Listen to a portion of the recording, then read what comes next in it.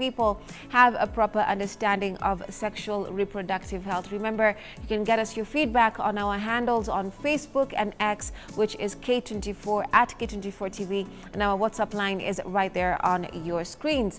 Right, so we're speaking, of course, to Dr. Mariam here, who was giving us the perspective as to why exactly we were calling it a trend, but why relationship seems to be the easiest thing for any of us, whether you're young or older, to just run into. You know, when life has given you issues here and there and you're stressed out, let me find someone, you know, and it seems to be just a no-brainer, you know. Yeah, so you're giving us an understanding of why that's happening so frequently. Okay, thank you for that. You know, I'm laughing. I'm thinking about relationships in the current era, and I'm thinking also about relationships in the time before. It used to be hard, especially to get a young woman or a girl to be your girl. It used to be hard, it used to be difficult. But I want to say this from a point of view where I've talked to young people, and they're telling you it's very easy, especially young men, they tell you it's very easy to get a girl. It is so easy. For them, they feel it's very easy. But then why is it easy? It's easy. One thing is because of the technology that we have. Sometimes you realize that two people are together and they are supposedly in love and they're girlfriend, boyfriend. But when you explore, you find that none of them approached the other to have to start that relationship. Ilianza tu. Ilikuwa tu. And some is just maybe a message, hey, can we hook up?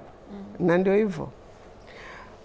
And it is usually sad, especially in situations where you get, at this moment, the young woman thought they had found their soulmate. Maybe they have even, she has plans to get married to this young man.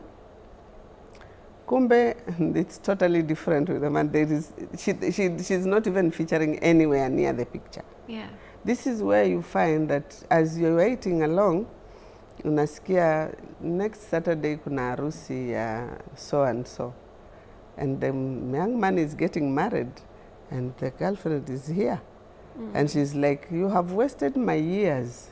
We even maybe have children. And I'm talking about real cases. He's wasted my years. And now you explore and find that there was nowhere where they even agreed. Where they agreed that we are now girlfriend, boyfriend, and that this is the direction we are taking. Hakukuwa na contract. Yeah. And I'm talking about contract just like ile watu wanaongea, wanasikizana. Mutual understanding. And the relationship started through a phone conversation. You see, as a young woman, this puts you in a very precarious condition. Because this now is, he's getting married. Na nyinyi mmekuwa pamoja, you've been talking, you're on the phone. And these are real cases. Young women who are getting their hearts broken. Yeah. And I think this is also happening because it's easy to get into relationships, like you said. Yeah. Something you've not fought for, I feel you don't value it much. Because there needs to be courtship, watu wanafaa kusikizana, to talk, because to talk, to agree, and then you get into that relationship amicably. Okay, I'm not saying that all of those relationships don't work. There are those that work. But there are people who are getting heartbroken. Men and even women, young men and young women. You know, you say that, and I remember we were having conversations just on this show some weeks ago, and there's a twist to it, because there's the notion when you start the courtship, it also has its own errors, oppression, and the like. So they're saying these days things are different. Women or men are more empowered. You know, women can choose to be single mothers by choice, or not have relationships, or just go by. And but in the same breath, we have the very same complaining that it is. So there's no win. There seems to be no proper way of going about this aspect? You know, it's just total confusion because the ideal is not ideal anymore. The ideal is contrasting.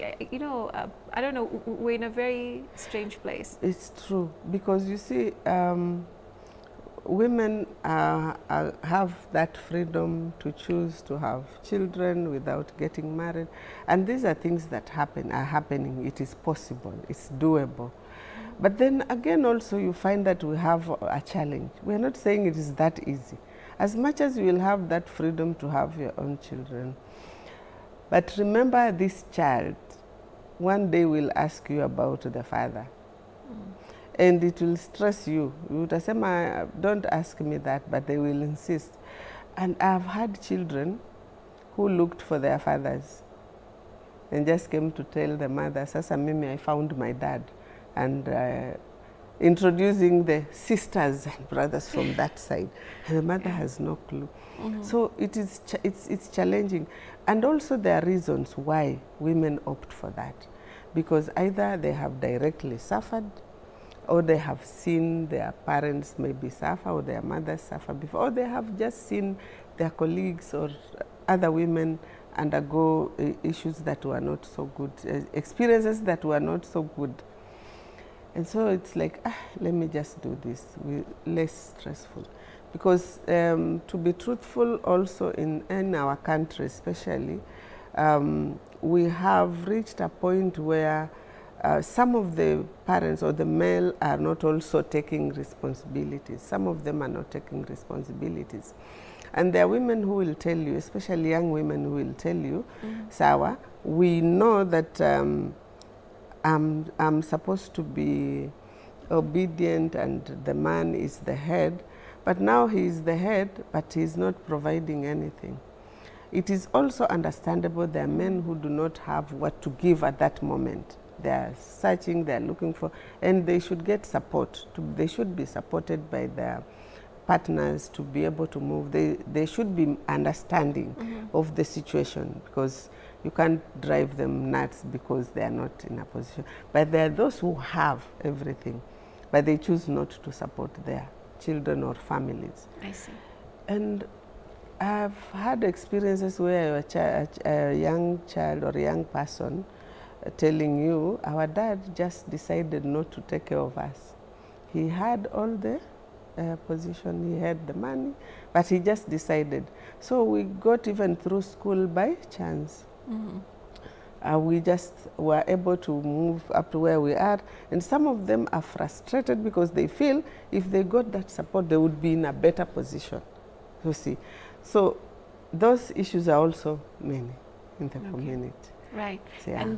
And when you speak to young men also, you know, we're highlighting young women, yes, what their thought processes are.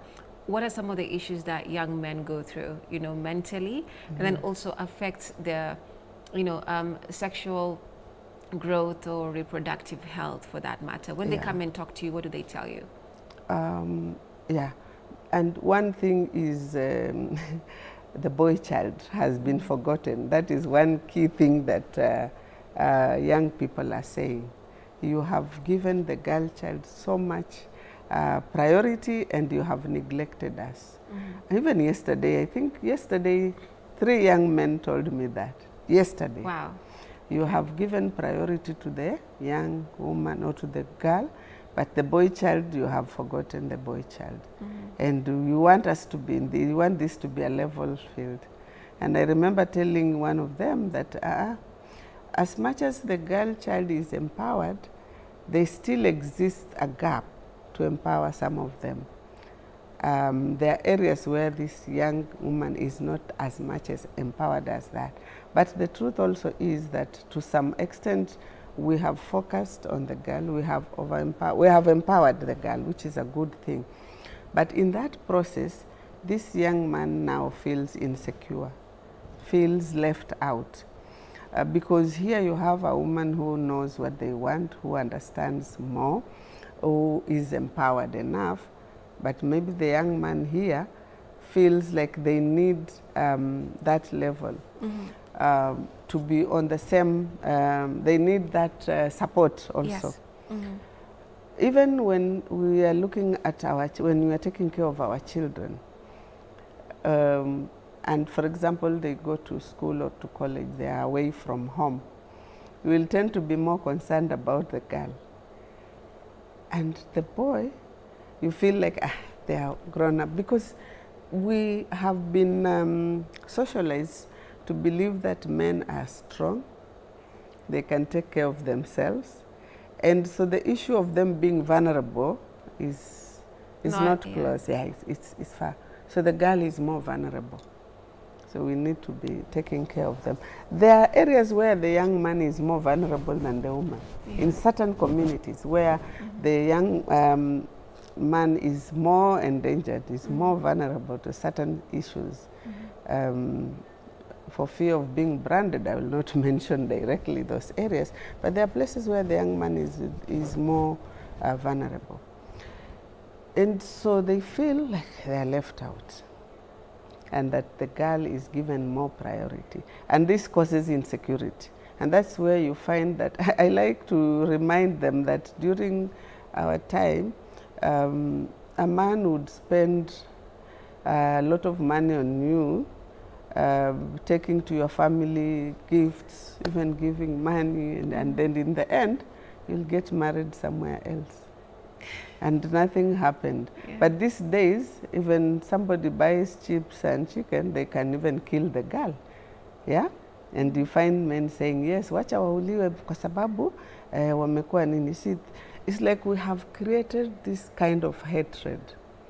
But remember, we need power struggle. Yes, we need to coexist. Men are equally as important as women. Yeah, we are one. We need to coexist.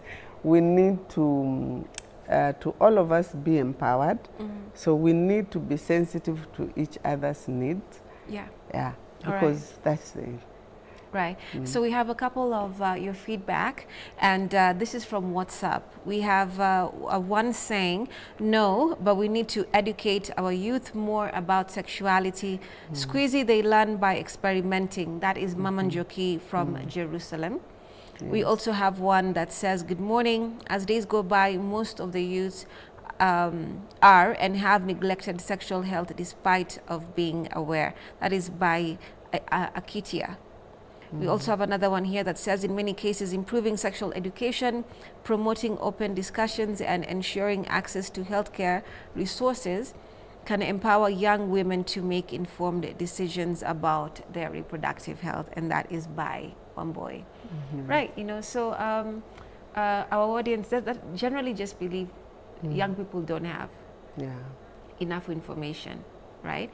And what are some of the key things? How do you now, a young person has come to you, to your clinic or workplace, and they've told you, these are the few things that are happening. I have infections. My parents are not together. Having issues. We're not economically okay. My studies are not going well, and they've made a series of quote unquote bad decisions. And I'm only saying bad because of where how life has turned out to be. Maybe they didn't know better. Things happen. But how do you usually encourage them that their life can change, going forward? Because nothing is final. Things are always, evolving. That's correct. So one thing, like I said, what you have mentioned, those are so many cases. Yeah. So somebody comes up with all those cases. So the first thing you need to do is to go through them and prioritize the most needy. Coming up with that treatment plan according to the priority of the needs. Which one do you begin with? Because you find that if you decide to go around all of them, then you might not be able to. So prioritizing the one that you start with, the most immediate, that can effect support to bring the change. But then again, after finding out the root cause, because remember, you need to find out the reason why all these things happened. Yeah. So after you come up with why these things are happening, then now you come up with a plan to support them. And remember, each case is unique. So there is no cross, I will say this is the yardstick, you will solve all the, or you will deal with all the cases. So each one has a unique way of, each case is unique. And so you deal with them uniquely, coming up with a plan that suits that will support that person to be able to come there. But most importantly is to help this person to become self-aware. So from being self-aware, there is another thing you find that most of this, maybe people, somebody who has come to you like this, maybe their self-esteem is very low. So you need to support them, to be able to uplift them, to let them feel that they are valued. So depending on the issues, because some of them come and honestly, the problems are arising from home. Maybe the main cause is the parent. And so you need just to make them understand, that these things happen and it's not the end of life, but they can still move from there and become even better people. Right. And do make better decisions. It's never too late.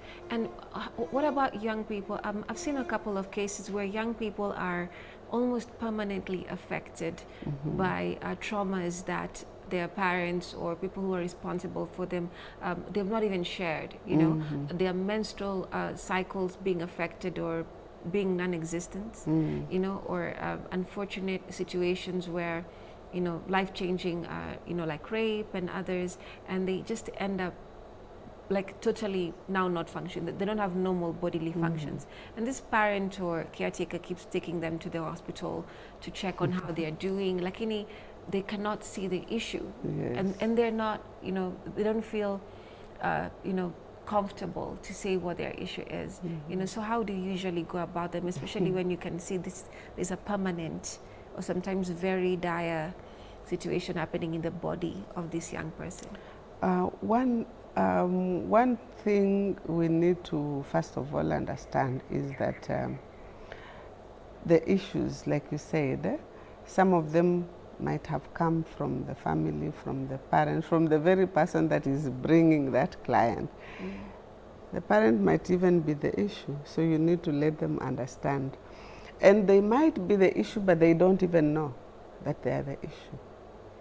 So first of all, focusing on your client because you want to help them get better first, be in a position to cope.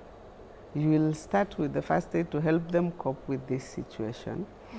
For example, if it is a case that needs referral, like you said, menstrual hygiene, they need to be referred to get treatment from a qualified person, a qualified facility.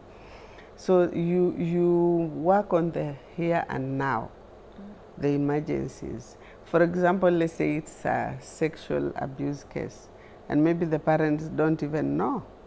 So as a professional, you need to ensure that that case is addressed.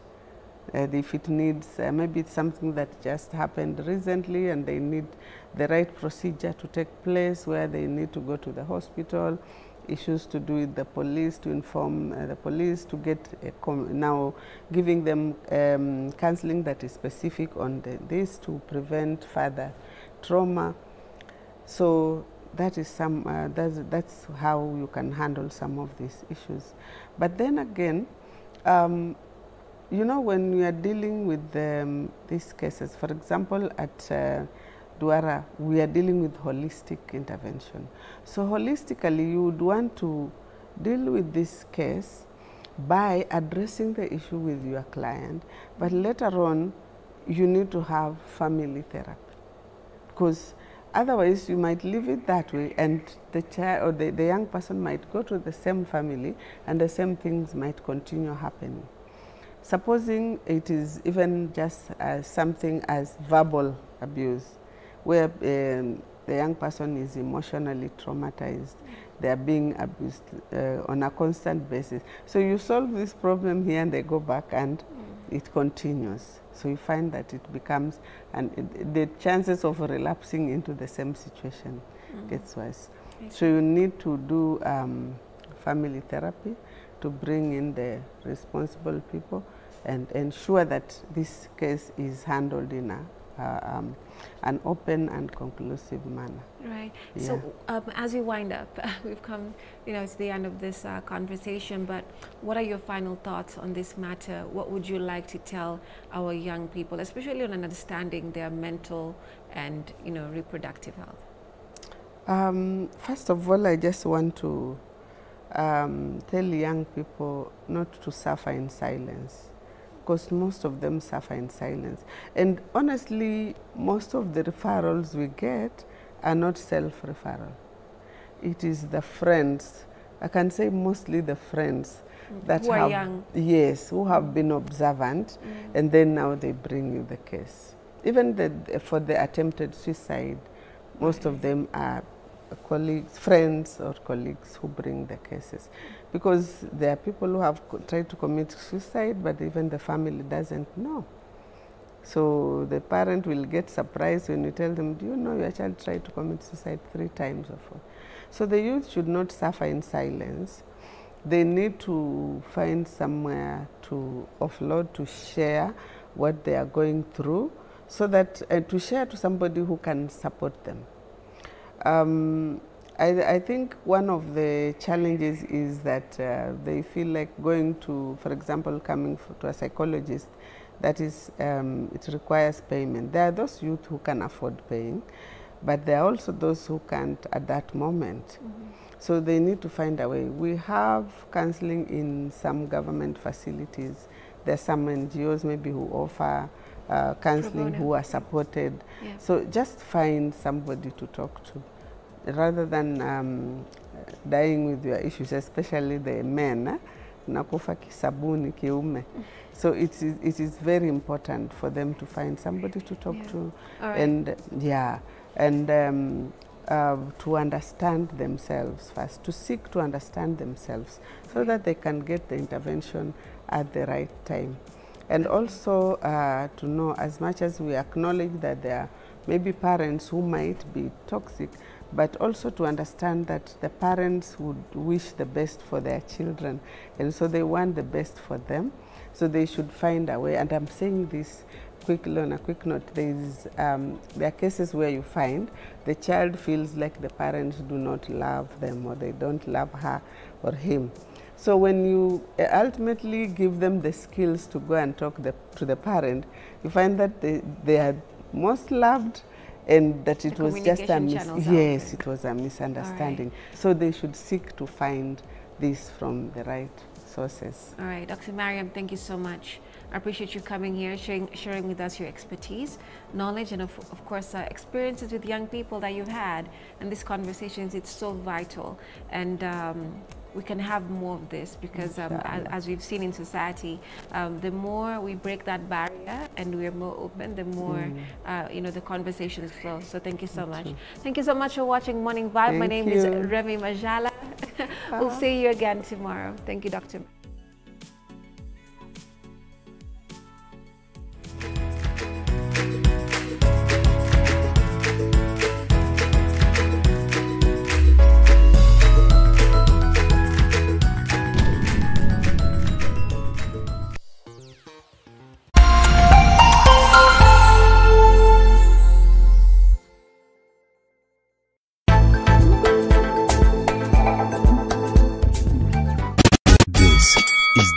The biggest reggae and rhythm show ever on Kenyan television.